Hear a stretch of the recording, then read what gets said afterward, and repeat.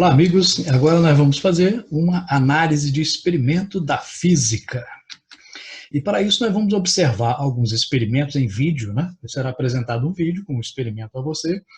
E nessa atividade, nós vamos utilizar uma metodologia científica, tá?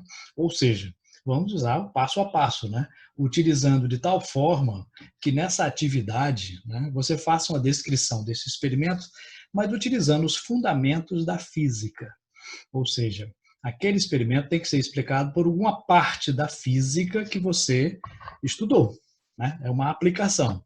Então, observe bem o experimento, veja os detalhes que ele tem e utilize para isso a sua física para explicar. Só que depois do vídeo vem uma explicação como fazer isto formalmente, né? Como introduzir um procedimento científico e como registrá-lo para entregar ao seu professor, ok?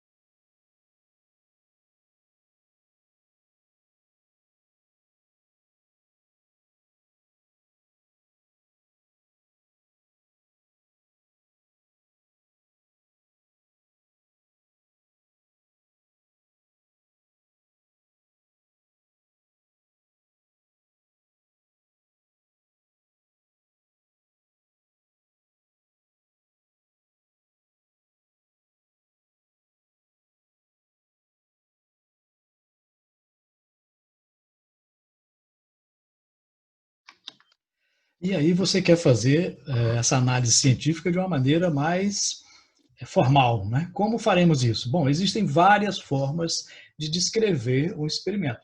Aqui é uma delas, mas qualquer uma outra tem que conter, pelo menos, essas informações.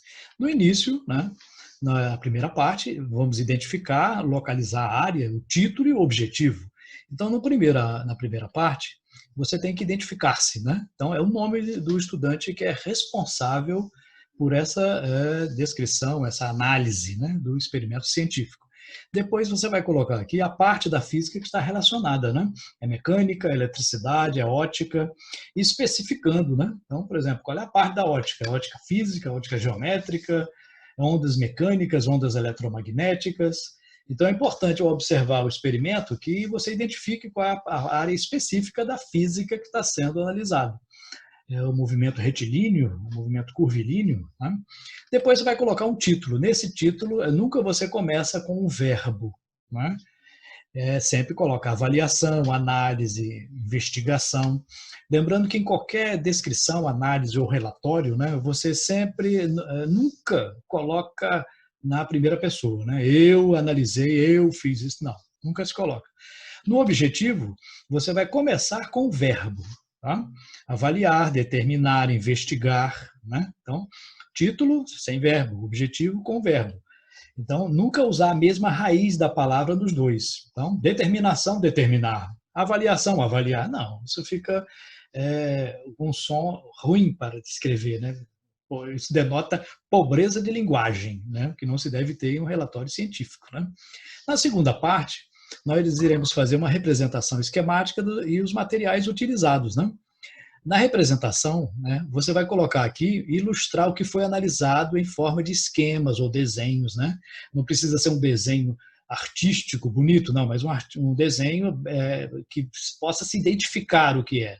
Pode ser triângulos, quadrados, círculos, não tem problema. Pode ser figura geométrica, mas que identifique com o nome ou então com uma referência. Você vai visualizar o experimento indicando as partes principais deste experimento.